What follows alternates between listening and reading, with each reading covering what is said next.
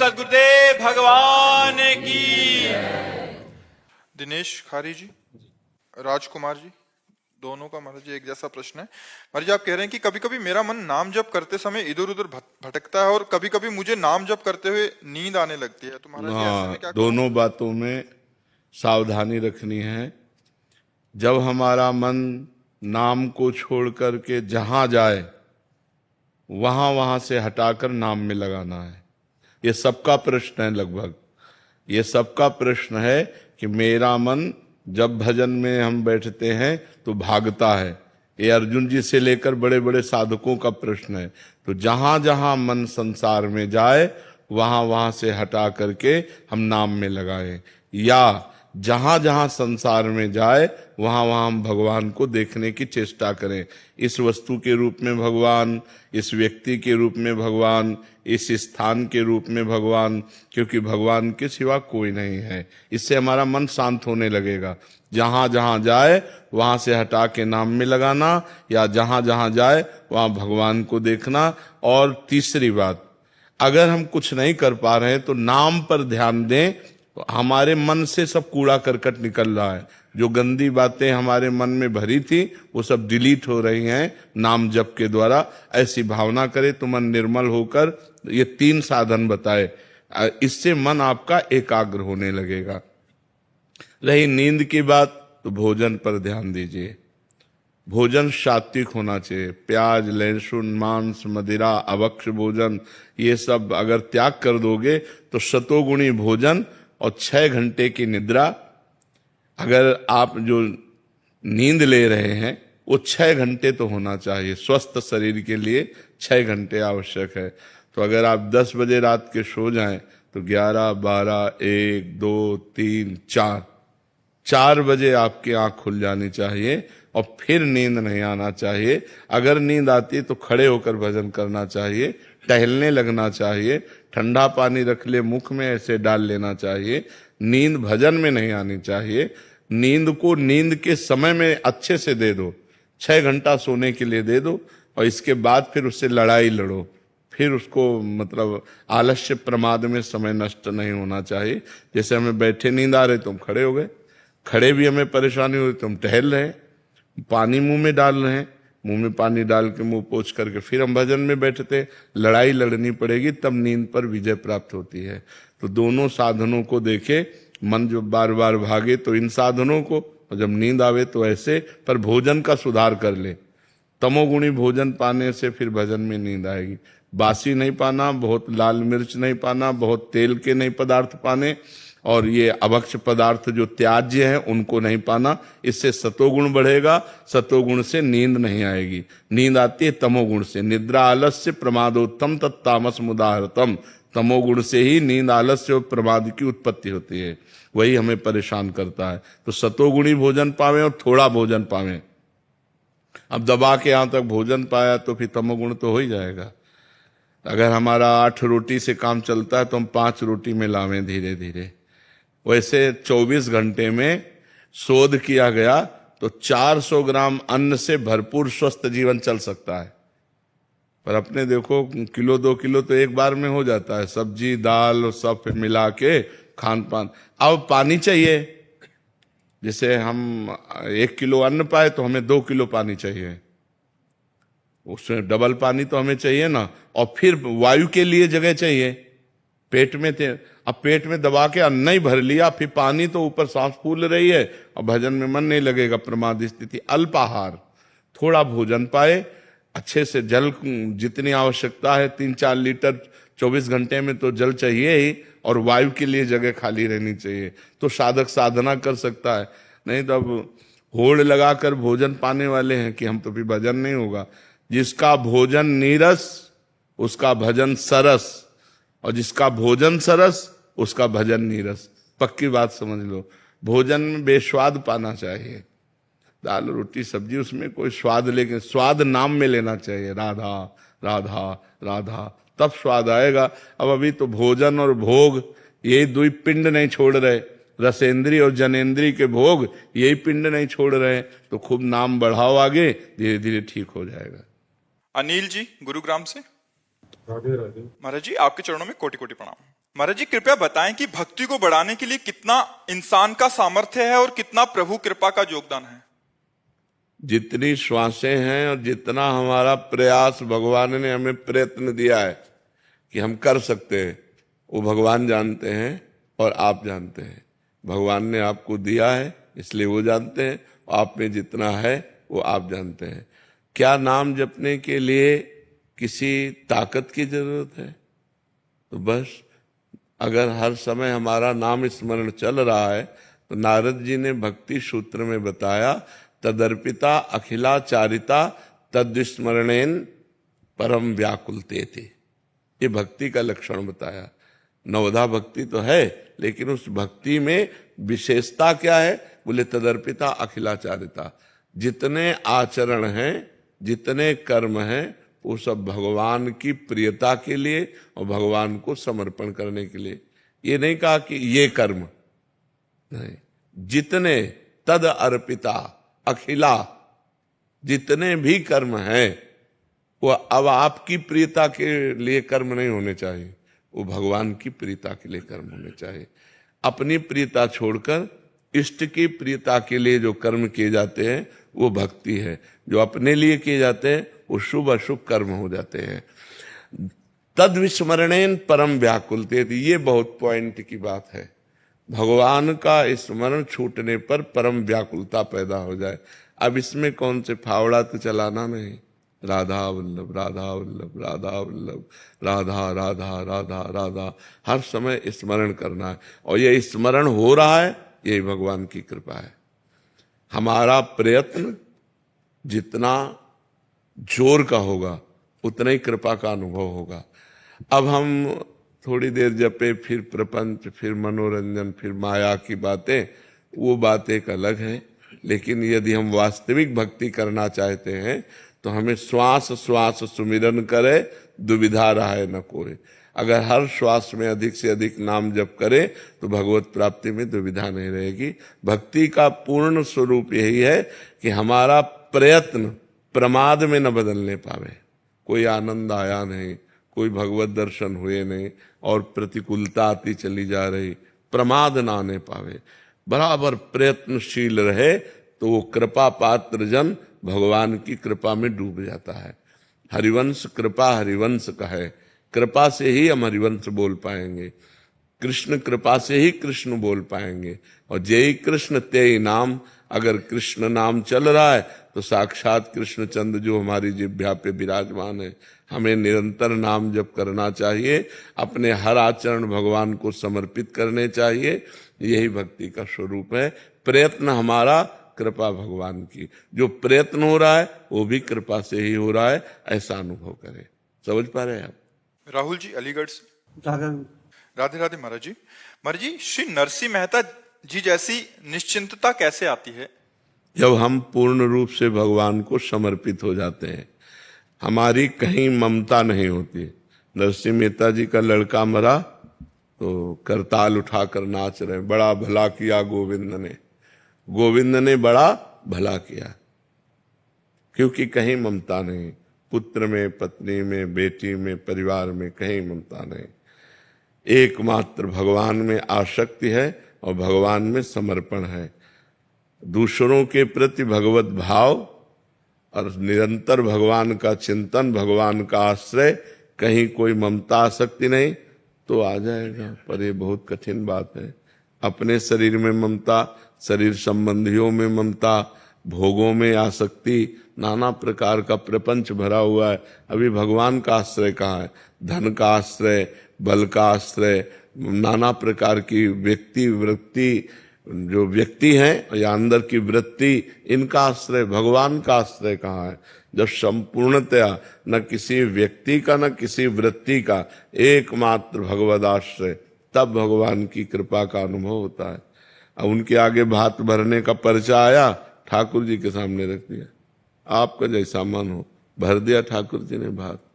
उनके बेटे का ब्याह था, उनका हमसे नहीं होने वाला, आप जानो, हमें आपका भजन नहीं छोड़ना है, आप जान। तो भगवान ब्याह में थे, नरसिंह मेहता के बेटे के ब्याह में भगवान स्वयं थे। है।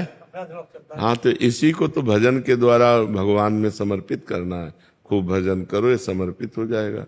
जितना भजन करोगे उतना ही दिमाग समर्पित होगा भगवान में। और भजन हमने तो मांस छोड़ दिया है, पर हमारे माता पिता बोलते हैं कि बलि देनी पड़ेगी देवताओं पे, और जब मकान बनाते तो भी देते। नहीं नहीं, ये सब मूर्खता है बच्चा, ये सब मूर्खता है। नहीं दोगे तो अमंगल हो जाएगा आपका। हम जो तुम्हें बात कह रहे हैं, किसी भी पशु की बलि देने से अगर कहीं मंगल होता हो, हिंसा करने से, ये मूर्खता है, ये मूर्खता है। नाम जप करो, भगवान नाम कीर्तन करो और पशु पक्षियों की भी सेवा करो, तुम्हारा परम मंगल हो जाएगा। हमारा ज्ञान आप पूरी हाँ, बस आप हिम्मत रखते रहना, आप मत करना, आप बस अपने को बचा लो। देखो, पिता हिरण्यकश्यप था, लेकिन प्रहलाद जी का विरोध किया, भक्ति का विरोध किया, तो प्रहलाद जी ने दैत्यराज करके संबोधन किया, पिताश्री नहीं। तजो पिता प्रहलाद विभीषण बंधु भरत महातारी। ये बहुत पूर्व जन्म के किसी अशुभ संस्कार का फल मिलता है कि ऐसे माता पिता मिलते हैं जो आसुरी प्रवृत्ति के होते हैं। वहीं घर में रहो, लेकिन आपको असत कार्य नहीं करने, इतने कमजोर नहीं बनना, बिल्कुल नहीं बनना कि हाँ, बिल्कुल नाम जप करो, भगवान तुम्हें सामर्थ्य देंगे। नाम जप करो। कुमार सत्यम जी। राधे राधे। राधे राधे महाराज जी। महाराज जी, मैं एक भजन गायक हूँ महाराज जी।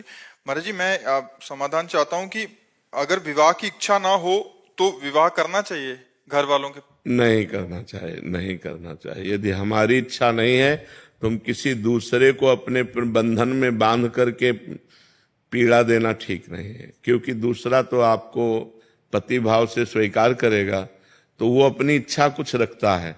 अगर आप उसकी इच्छा पूर्ति नहीं करेंगे तो उसका तो जीवन बाधित हो गया ना। तो आपको है कि हमें आजीवन ब्रह्मचर्य रहना है, तो आप अपनी रुचि माता पिता से व्यक्त कर सकते हैं। किसी के जीवन में खुलवाड़ नहीं करना चाहिए कि हमें कोई दबाव करके किसी लड़की से ब्याह करा दे और हमारी रुचि है नहीं, हम उसको प्यार दे ना पाए तो उसका जीवन व्यर्थ चला जाए। तो ऐसा नहीं करना चाहिए। अपने माता पिता की प्रियता के लिए किसी की प्रियता को नष्ट ना करे, किसी के जीवन को बर्बाद न करे, खुला अपना जीवन रखना चाहिए। सुनील कुमार गुप्ता जी। राधे राधे। हरे कृष्णा महाराज जी। महाराज जी, अपने गुरु के प्रति श्रद्धा को कैसे बढ़ा सकते हैं अपन? जितना भजन करोगे उतना हृदय पवित्र होगा, उतना ही गुरुदेव से प्रेम होगा। भजन से प्रेम होता है। गुरुदेव कोई सांसारिक व्यक्ति नहीं है कि किसी सांसारिक संबंध में जैसे अपनापन होता है वैसा अपनापन गुरुदेव से हो नहीं। भजन करने से गुरु साक्षात परब्रह्म तस्मै श्री गुरुवे नमः, गुरु परब्रह्म है, ये भाव आने लगेगा। जितना गुरु प्रदत्त नाम जप करोगे, गुरु मंत्र जप करोगे, उतने गुरु से प्रेम होगा। जितना पवित्र आचरण करोगे उतने गुरु से प्रेम होगा। जितना संत वैष्णव से निरपराध रहोगे उतने गुरु से प्रेम होगा। कहीं भी अपराध किया जाए वो गुरु के पास जाता है। जब हम किसी वैष्णव संत का अपराध करेंगे तो हमारा गुरु से संबंध खट्टा होने लगेगा।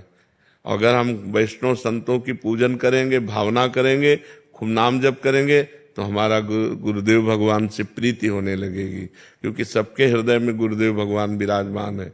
अखंड मंडलाकारम व्याप्तमेन चराचरम तत्पदम दर्शितमेन तस्मै श्री गुरुवे नमः। सब में गुरुदेव विराजमान है। किसी का अपराध न बने, खूब नाम जप करो, पवित्र आचरण, तो गुरुदेव से प्रीति हो जाएगी, गुरुदेव से प्रेम हो। गुरुदेव से प्रीति हुई तो भगवान से प्रीति हो गई। गुरु और भगवान दो थोड़ी है, गुरु गोविंद न भेद कराए। ऋषभ त्यागी जी। राधे राधे। राधे राधे महाराज जी। महाराज जी, क्या नाम जप ही पूरी पूजा है? संपूर्ण आराधना नाम जप ही है। निरंतर नाम जप हो। कलयुग केवल नाम आधारा, सुमिर सुमिर नर उतरे पारा। और कोई पूजा बने न बने, कल के सत्संग में था first last and latest discovery. भाई जी हनुमान प्रसाद पोद्दार जी कह रहे, first last and latest discovery. मेरी पहली, अंतिम और वर्तमान की खोज है कि एकमात्र केवल नाम का आश्रय ले ले, उसे निश्चित भगवत प्राप्ति हो जाएगी, निश्चित भगवत प्राप्ति हो जाएगी। और गोस्वामी तुलसीदास जी भी कह रहे हैं, भरोसो जाहि दूसरो सो करो। किसी का मन आवे किसी साधन पे भरोसा करो। मेरे तो राम नाम दो आखर, राम ये दो अक्षर मेरे माई बाप है, मेरा सब कुछ है, इसी से सब कुछ प्राप्त हुआ है। तो भगवान नाम जप ही संपूर्ण पूजा है। यदि नाम जप हो रहा है और कोई पूजा नहीं हो रही तो संपूर्ण पूजा हो रहा है। अगर और पूजा हो रही, नाम जप नहीं हो रहा तो अधूरा है। नाम जप है अंक और सब सेवा साधन शून्य है। जैसे एक लगा के शून्य तो 10, फिर शून्य तो 100, फिर शून्य तो 1000। ऐसे नाम जप करते हुए सेवा साधन जो भी करो, व्यापार नौकरी, सब 10 गुना फल देने वाला होगा। अगर नाम जप अंक है, अंक हटा दो तो 0 0 0 0। समझ पा रहे हो? इसलिए संपूर्ण सेवा पूजा भजन नाम है। अगर नाम जप हो रहा, इससे बड़ी कोई पूजा नहीं, इससे बड़ा कोई यज्ञ नहीं, इससे बड़ा कोई तीर्थ स्थान नहीं, इससे बड़ा कोई दान नहीं। सब कुछ यही है नाम जप। नाम के समान नाम ही है, इसकी समानता में दूसरा कोई नहीं है। राहुल जी दिल्ली से। राधे राधे महाराज जी। राधे राधे महाराज जी। महाराज जी आप लिख रहे हैं कि ये सबका सामान्य प्रश्न भी है कि दुख की पीड़ा से बाहर नहीं आया जाता। महाराज इसका क्या कारण होता है कि जैसे वो बहुत समय लग जाता है वापिस आने में? महाराज जी विवेक की कमी और मन का मलिन होना। अगर विवेक प्रवीण हो तो 1 सेकंड में काट दे, तो प्रवीण विवेक हुआ नहीं, बुद्धि में विवेक हुआ नहीं, केवल बुद्धि है। और मन जो है वो मलिन है, तो किसी भी नेगेटिव भाव को, विपत्ति को, तिरस्कार को, अपमान को पकड़ करके अगर बहुत मलिन है तो महीनों परेशान रहता है, दिनों परेशान रहता है। साधक है 5 मिनट में काट दिया, और प्रवीण तो 1 मिनट में काट दिया, और प्रवीण तो स्वीकार ही नहीं किया, मस्त एकदम। तो ये विवेक सत्संग से होता है। बिन सत्संग विवेक न होई, और राम कृपा बिन सुलभ न। बिना भगवान की कृपा के सत्संग नहीं मिलता, और बिना सत्संग के विवेक नहीं होता। अगर विवेक हो जाए बुद्धि में और नाम जब चल रहा है तो मन की मलिनता नष्ट हो जाएगी, वो दुख को पकड़ेगा ही नहीं, वो सुख में ही रहेगा। अगर हमारा मन भगवान के चिंतन में है, शरीर में दुख है या परिस्थिति दुखद है, तो हम उसको क्रॉस कर जाएंगे। अगर हमारा मन भगवान में नहीं है तो उसी में डूब जाएंगे, उसी में परेशान हो जाएंगे। तो लोग भगवान का आश्रय तो लिए नहीं, भजन करते नहीं, तो सुख आया तो फूल गए, बोले नहीं उनके लड़का हुआ है, ठीक है, हुआ, हर्षित हुए, पधार गया, अब हाहाकार मचा, रोना शुरू। ये तो नियम है संसार का, सुख और दुख। तो जब सुख आवे तो ज्यादा फूले नहीं, तो दुख आवे तो फिर उसमें डूबेगा नहीं। तो हम कहते हैं कोई उत्सव मनाओ, कोई भगवत कार्य करो, तो नाम कीर्तन, भगवान का यश कीर्तन, भगवान की कथा वार्ता और भक्तों की सेवा, तो तुम्हारा जीवन सार्थक हो जाए। तो अपवित्र मन दुख को पकड़ता है, और पवित्र मन सुख को, भगवान के सुख को पकड़ता है। भगवान का सुख ऐसा है जो सांसारिक सुख दुख से निवृत्त कर देगा। अब जैसे कोई लाभ मिला तो तत्काल विवेक काम करता है, इतने से क्या होगा और ये कितने दिन टिकेगा, तो उसमें फूलन नहीं होती। नहीं तो संसारिक आदमी एकदम फूल जाता है, अरे लाभ मिल गया, अच्छा हानि हुई, कितनी देर टिकेगी? जब सुख नहीं टिका तो ये कितनी देर टिकेगी? हम डटकर इससे लड़ते हैं, और इस विपत्ति से, इस दुख से, इस हानि से हम परास्त नहीं होंगे, क्योंकि विवेक काम कर रहा है। और विवेक सत्संग और नाम जप से होता है। तो नाम जप और सत्संग करो, जिससे तुम्हारा मन पवित्र रहे, दुख का स्पर्श ना करे। दुख जो है वो माना हुआ है, दुख है नहीं, दुख माना जाता है, दुख की मान्यता है, नहीं तो दुख है नहीं। सुख है, सुख है। जैसे एक पानी गिरा तो किसान को सुख हो गया और कुम्हार को दुख हो गया, उसके सारे बर्तन भीग गए, जो कच्ची मटकी थी सब फैल गई उसको। तो सुख और दुख अपनी मान्यता के अनुसार है। एक की मान्यता खेती लहला रही तो सुखी हो गया, एक के बर्तन सब मिट्टी के थे वो सब फूट गए पानी गिरने से, वो दुखी हो गया। तो दुख और सुख, एक ही वर्षा एक को दुख दे दी, एक को सुख दे दी, तो मान्यता हुई ना। अपनी मान्यता बिगड़ गई, अपनी मान्यता बन गई तो सुख और दुख का ये कोई शाश्वत सुख नहीं है। शाश्वत भगवान का सुख है। यदि हम नाम जप करें, सत्संग सुने और भगवान के भरोसे हो जाएं तो हम सुख दुख से निपट सकते हैं। नहीं तो पीस डालता है आदमी, इतना दुखी हो जाता है कर लेता है। देखो ना, हार जाने पर, फेल हो जाने पर, या किसी भारी समस्या में या ब्लैकमेल हो जाने पर आदमी जब दिमाग काम नहीं करता तो फिर उसको कर लेता है। तो हमें लगता है कि हमें सत्संग के द्वारा अपने विवेक को बढ़ाना चाहिए, जिससे हम ऐसी परिस्थितियों से निकल पाए। अगर हम ना निकल पा रहे हैं तो हमको विज्ञ जनों के पास जाना चाहिए, संतों के पास जाना चाहिए, वहां अपनी समस्या रखनी चाहिए, उससे निकलने का उपाय पूछना चाहिए। डूबना नहीं चाहिए, उसको पकड़ के नहीं बैठ जाना चाहिए कि अब क्या होगा, अब तो सब बेकार हो गया। नहीं, ऐसा नहीं, कोई ना कोई रास्ता भगवान निकालेंगे जिससे फिर हमारे जीवन में प्रकाश आएगा, फिर हम आनंद को प्राप्त होंगे। दीपक जी फरीदाबाद से। राधे राधे महाराज जी। राधे राधे महाराज जी। महाराज जी, दास का जन्म उसी स्थान गांव में हुआ जहां सूरदास जी महाराज जी का जन्म हुआ था। महाराज जी, नाम जप के अलावा और मैं क्या करूं उनकी जैसी भक्ति मेरे अंदर आ जाए? भगवान को सूरदास जी के लिखे हुए पद सुनाओ, बहुत प्रिय लगते हैं। रसिकों के पद जो है ना, बहुत प्रिय लगते हैं। ठाकुर जी की छवि सामने हो या श्री विग्रह हो और सूरदास जी के लिखे हुए पद उनको सुनाओ, बहुत राजी हो जाएंगे। नाम जप करो और पद सुनाओ ठाकुर जी को, बहुत जल्दी प्रसन्न हो जाएंगे।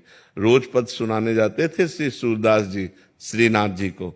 श्री श्रीनाथ जी का जब श्रृंगार होता रोज, तो सबको ये आश्चर्य होता कि जैसी पत्रावली, जैसा श्रृंगार, जैसी पोशाक, जैसे आभूषण, वैसे ही वर्णन। तो कई बार लोगों ने पूछा कि वास्तविक आप अंधे हो कि आपके नेत्रों में ज्योति है? तो उन्होंने कहा नहीं, बिल्कुल नहीं, बाहरी नेत्र कुछ नहीं है। तो वो सिद्ध पुरुष थे। तो एक दिन उनकी परीक्षा के लिए पर्दा किया गया कि ठाकुर जी का श्रृंगार हो रहा है, और कोई श्रृंगार नहीं किया गया, बस एक लंगोटी पे, और बस पर्दा खोल दिया गया। बोले गाओ, ठाकुर जी का श्रृंगार हो गया। तो सूरदास जी ने पद गाया, आज हरि देखे नंगम नंगा। सब लोग आश्चर्यचकित हो गए कि आज कोई पोशाक नहीं पहनाई गई, तो आज नया पद रचा, आज हरि देखे नंगम नंगा। तो ऐसे दिव्य महापुरुष हैं कि उनके पदों को सुनकर भगवान प्रसन्न होते हैं। तो आप उनको पदों को, लालजू को सुनाया करो और खूब नाम जप किया करो जी।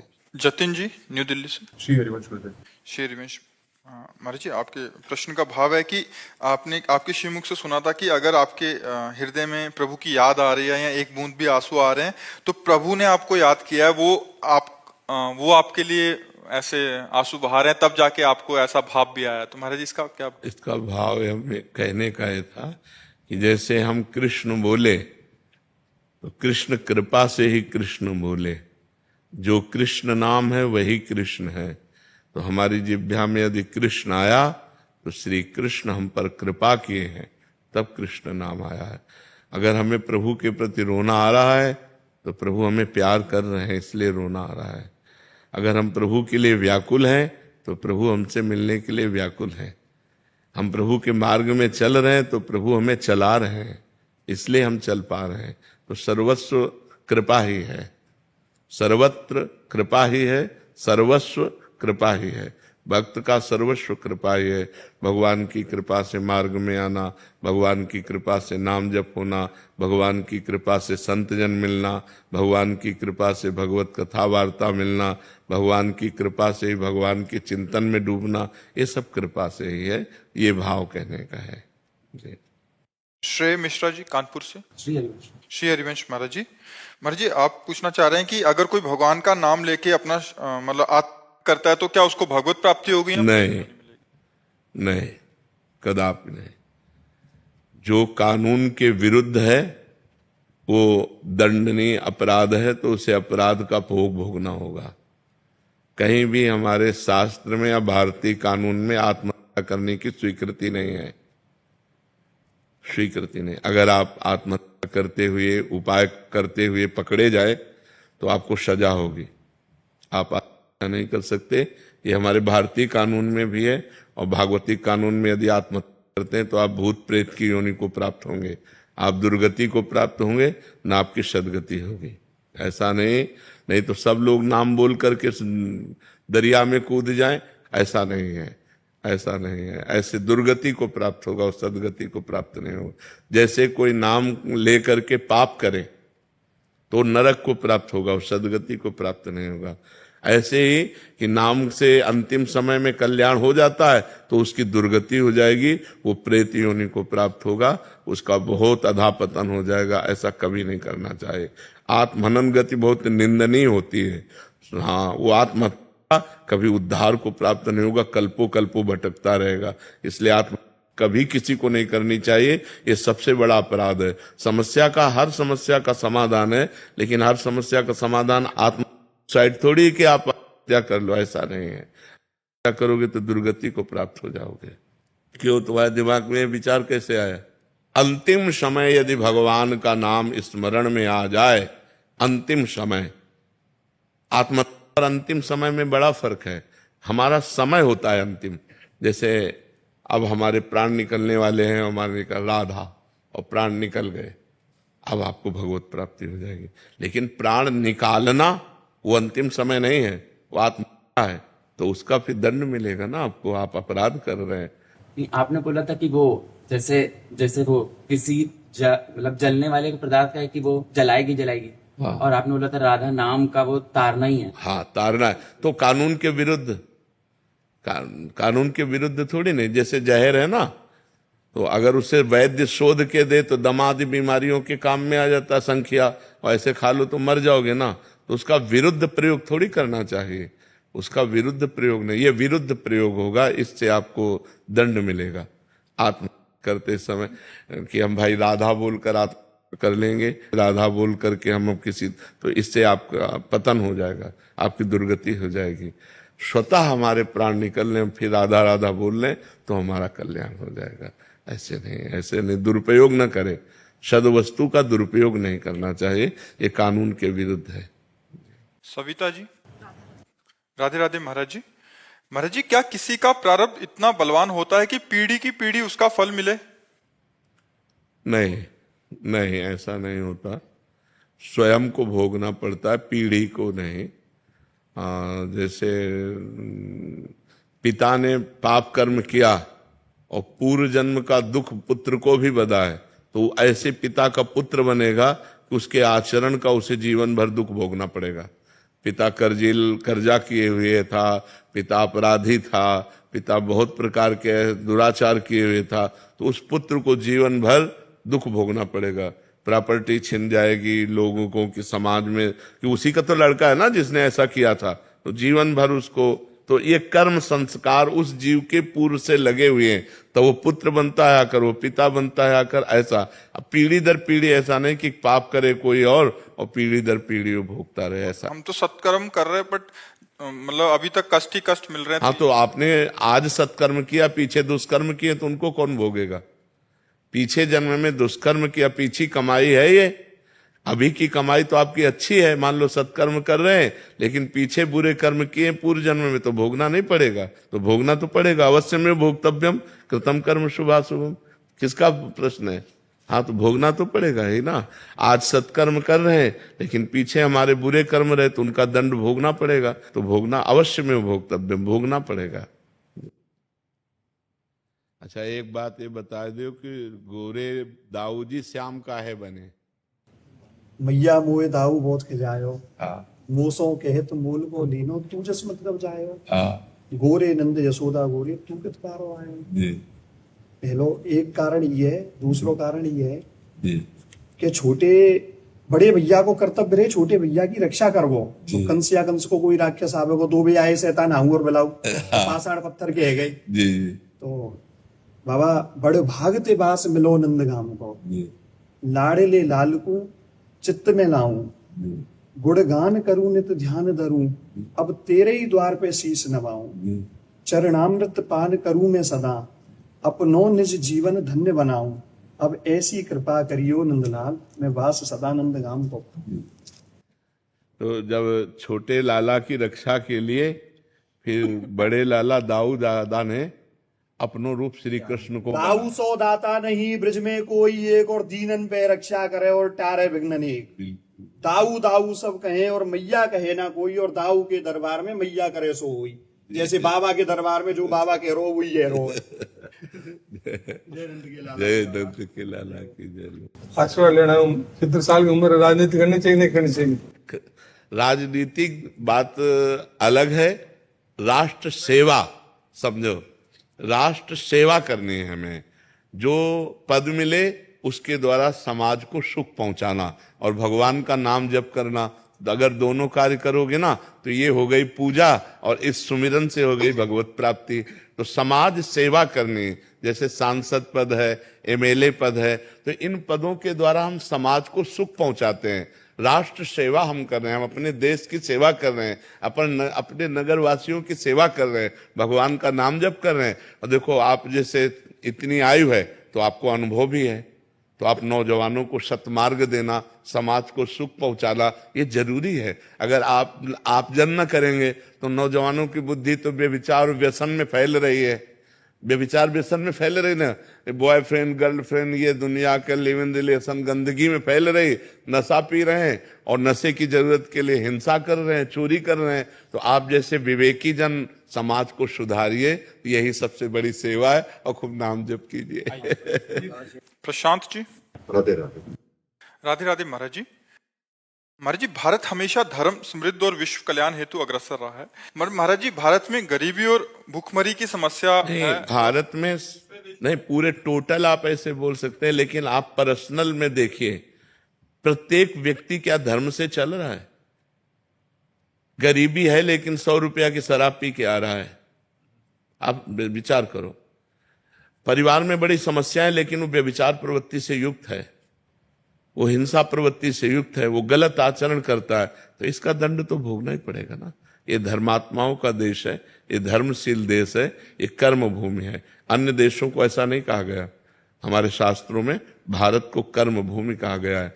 अब ये विचार प्रवृत्ति कैसी फैल रही है, बॉयफ्रेंड गर्लफ्रेंड, ये कौन पवित्रता का आचरण धारण कर रहा है? सब मनमानी आचरण धारण कर रहे हैं।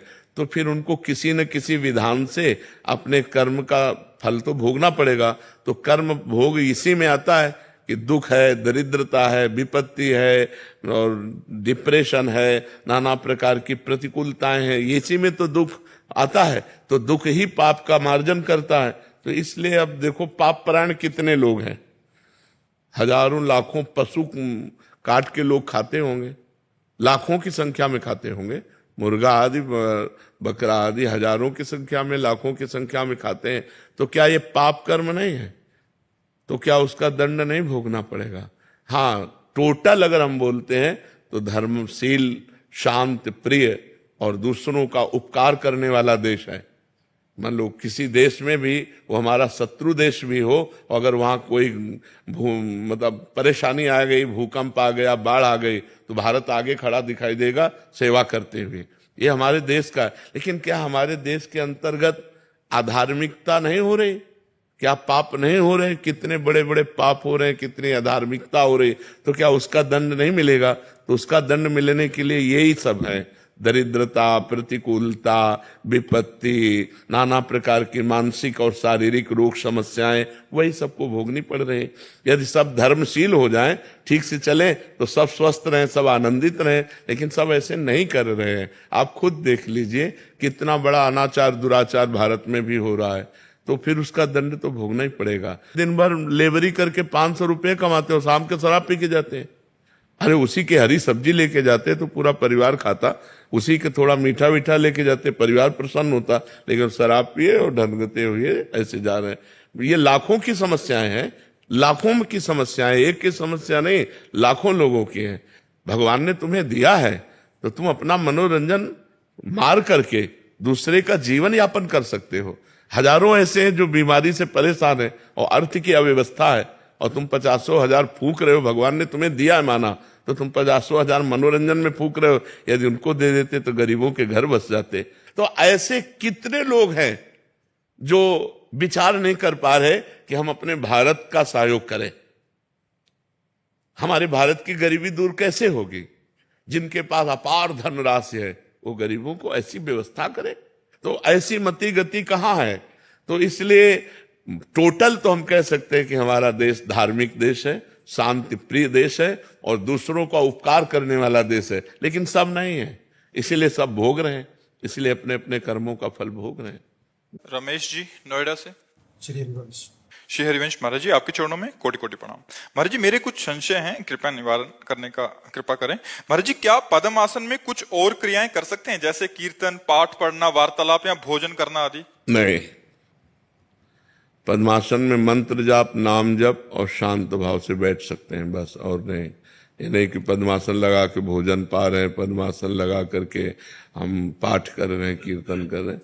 पद्मासन होता है शांत भाव, मन को एकाग्र करके नाम में, मंत्र में लगाया, शांत भाव से बैठे भगवत चिंतन कर रहे हैं। अब जितना लगा सको, 4 घंटे, 5 घंटे, 3 घंटे, 2 घंटे, भोजन आदि सुखासन पर, कीर्तन आदि खड़े होकर के या सुखासन में बैठ करके, अलग अलग है। लेकिन पद्मासन में मंत्र जाप, ध्यान, नाम जाप अंदर करते हुए शांत बैठे रहना, पद्मासन आदि का। महाराज जी ये अनुभव किया कि पद्मासन जैसे आपकी प्रेरणा से किया तो भोजन अल्प मात्रा में हो गया, हाँ, और शक्ति ज्यादा मिल रही है महाराज। हाँ, ये होता है, भोजन अल्प हो जाता है और शारीरिक शक्ति बढ़ने लगती है, क्षमता बढ़ने लगती है। बहुत सुंदर। महाराज जी क्या पद्मासन और सिद्धासन एक दूसरे के बाद कर सकते हैं? पहले हाँ, तो पद्मासन हाँ, फिर कर सिद्धासन? सकते, तुरंत कर सकते हैं। जैसे आप 40 मिनट 1 घंटा पद्मासन लगाए तो आप तुरंत फिर सिद्धासन में भी बैठ सकते हैं, दोनों में बैठ सकते हैं। महाराज जी कल परसों आप अभी साधकों को जो बता रहे थे कि जैसे पद्मासन पे लगा के उससे बहुत फायदा होगा महाराज जी, 4। हाँ, उसमें क्या होता है कि वायु संशोधन, पहला वायु संशोधन होता है कि जैसे हमने